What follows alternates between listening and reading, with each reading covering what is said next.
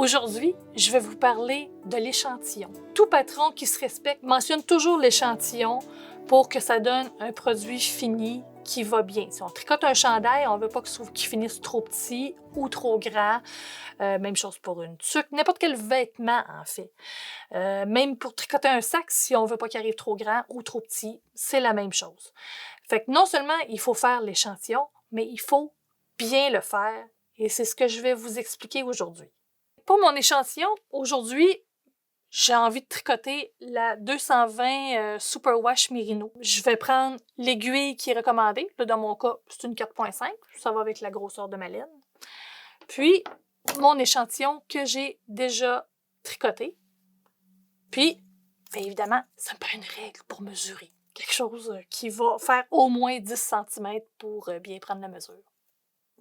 Dans le cas qui me concerne aujourd'hui, le tricot que je veux faire demande un échantillon de 20 mailles par 24 ans dans 10 cm. Alors, j'ai tricoté. En fait, la première chose qu'il faut savoir, c'est qu'habituellement, les échantillons sont faits en jersey. Puis du jersey, ben, ça roule.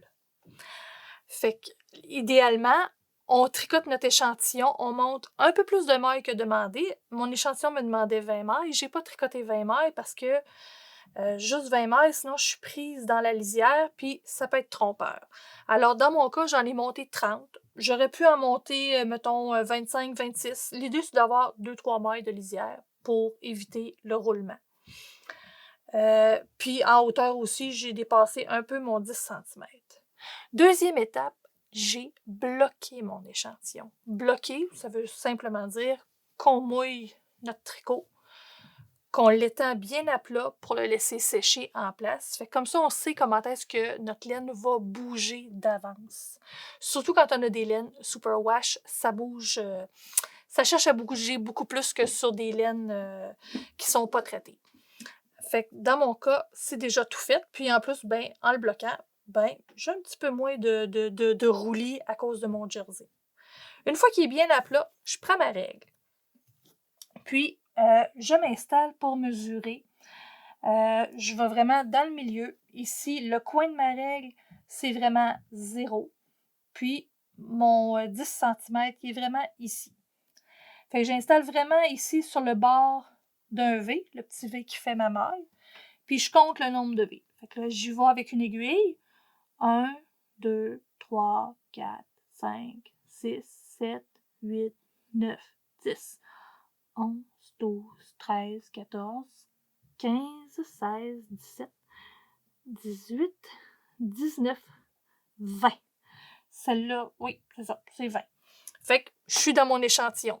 Si j'avais eu plus de mailles, mettons j'en aurais eu 22, ben là, à ce moment-là, il aurait fallu que je change d'aiguille pour une aiguille un peu plus grosse, pour que j'aie un petit peu moins de mailles dans mon échantillon. Si au contraire, j'étais arrivée à 19 ou 18, ben là, à ce moment-là, il aurait fallu que je diminue d'aiguille pour avoir un peu plus de mailles dans mon échantillon. Maintenant, je vais mesurer le nombre de rangs. Celui-là, souvent, moi, je tombe pas sur le bon nombre parce que je suis une tricoteuse serrée et je le sais et je m'amuse. Et je m'assume, excusez-moi.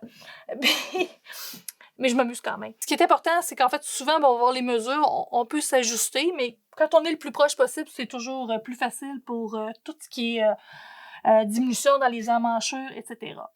Fait que j'y vais, je compte.